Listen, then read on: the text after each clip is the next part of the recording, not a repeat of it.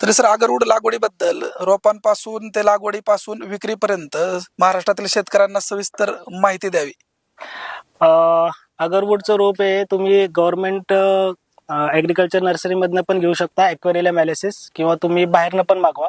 शक्यतो इंडियन कल्चरला इंडियनवालाच तुम्ही घ्यायला पाहिजे. जे जे व्हिएतनाम थायलंडमधनं जे आसाम किंवा ह्याच्यातनं येतात त्यापेक्षा आपल्याला फॉरेस्ट एरियामधला अगरवूड मॅलिसिस किंवा इंडियन ऊद ही जी व्हरायटी आहे तीच आपण ह्याच्यातनं घ्यावी. दुसरी गोष्ट, लागवडीसाठी म्हणलं तर पहिलं तुम्ही रोप आणल्यानंतरनं अंदाजे 1.5 ते 2 वर्ष त्याचा सांभाळ करणं खूप गरजेचं आहे. ते पीक एकदा 1.5 ते 2 वर्षामध्ये जमिनीत व्यवस्थित बसलं तर त्याच्यानंतर काहीच जास्त त्याची देखभाल करण्याची गरज येत नाही. दुसरी गोष्ट, तुम्ही 2.5 ते 3 वर्षांपासनं म्हणजे 5 ते 6 फूट तुमचं अगरवूडचं झाड झालं तर त्याच्यानंतर तुम्ही इनोक्युलेशन स्टार्ट करू शकता.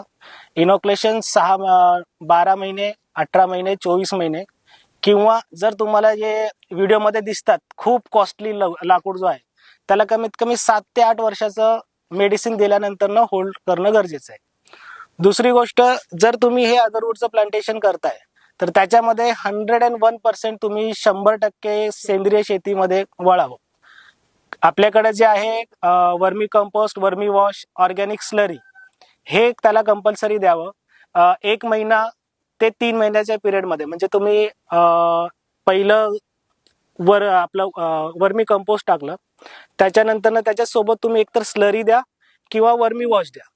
त्याच्या 1 महिन्यानंतर जर तुम्ही वर्मी कंपोस्ट आणि वर्मी वॉश दिलं असेल तर 1 महिन्यानंतर ऑर्गॅनिक स्लरी जी आपण घरी बनवतो, कुठलाही शेतकरी जो घरी बनवतो स्लरी, ऑर्गॅनिक स्लरी तशी चालते, किंवा तुम्ही बायोस्लरी म्हणून पण घेऊ शकता. बायोस्लरी मध्ये पण तो सेम इफेक्ट देतो. हे तुम्ही 3-3 महिन्याने करत जावं. हा सगळ्यात चांगला आणि कमी खर्चाचा उपाय आहे, ज्याच्यामध्ये झाडाची ग्रोथ वाढेल आणि ज्या त्याला कंटेन्स हवेत, म्हणजे तुम्ही इनॉक्युलेशन देताना तुमची जी दिलेली मेडिसिन आहे ती मेडिसिन मॅक्झिमम 24 तासामध्ये झाडाने घ्यायला पाहिजे.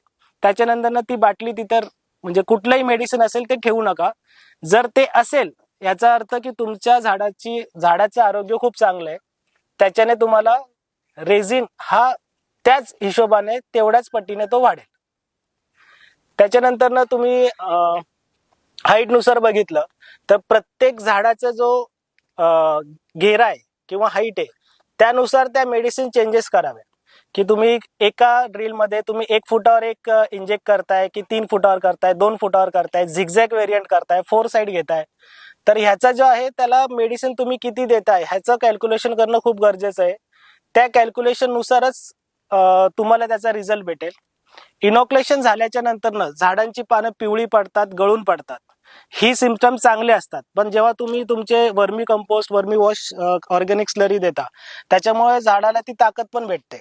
स्ट्रेस आल्यानंतर जेव्हा आपण मेडिसिन देतो त्याला स्ट्रेस येतो. स्ट्रेस आल्यानंतर काही झाडं अशी काळवटतात. तो स्ट्रेस जो येतो तो स्ट्रेस काही काही वेळा केमिकल घेतात. म्हणजे आता गव्हर्नमेंट कंपनीज पण आहेत ज्या की याच्यामध्ये केमिकल टाकतात आणि केमिकल शिवाय स्ट्रेस झाडाला उत्पन्न होत नाही. त्याच्यामध्ये तुम्ही जर कमी खर्चामध्ये करायचं म्हणलं तर कमी खर्चामध्ये तुम्हाला 2-2.5 वर्ष, 3 वर्षाचा तुम्हाला रेझिन पिरियड भेटेल. तुमचा जो मेडिसिनचा डोस आहे तो पण कमी होतो. त्याच्यामध्ये तुम्ही नॉर्मली सगळ्यात महत्वाचा कंटेन्स आहे तुमचा ट्रायकोडर्मा विरिड, एस्पेरेस नायगर, फुसारियम सोलानी, आणि हे जे फंगस इन्फेक्ट करतात ह्या 3 गोष्टीमुळे ते सूक्ष्मजीव त्याच्यामध्ये जमतात. त्याचं खाणं हे म्हणजे आपलं फक्त आणि फक्त ऑर्गॅनिक गुळ, केमिकल गुळ वापरायचं नाही. ह्या कंटेन्सला तुम्ही 4-5 दिवस एकत्र सोक करून ठेवा. त्याच्यानंतर त्याच्यामध्ये ते जसं आपण बायोस्लरीमध्ये सूक्ष्मजीव बनतात, बॅक्टेरिया बनतात, तसंच फंगस बॅक्टेरिया त्या मेडिसिन मध्ये बनेल. त्याच्यानंतर तुम्हाला 4थ्या-5व्या दिवशी त्याच्यामध्ये जर स्ट्रेससाठी केमिकल द्यायचं असेल तर तो तुम्ही टाकू शकता. तो टाकल्यानंतर तुम्हाला जो मेडिसिन आहे तो 7 दिवसाच्या आतमध्ये वापरायचा. एक्स्ट्रा झालं तर फेकून द्यायचं, म्हणजे ते परत वापरायचं नाही.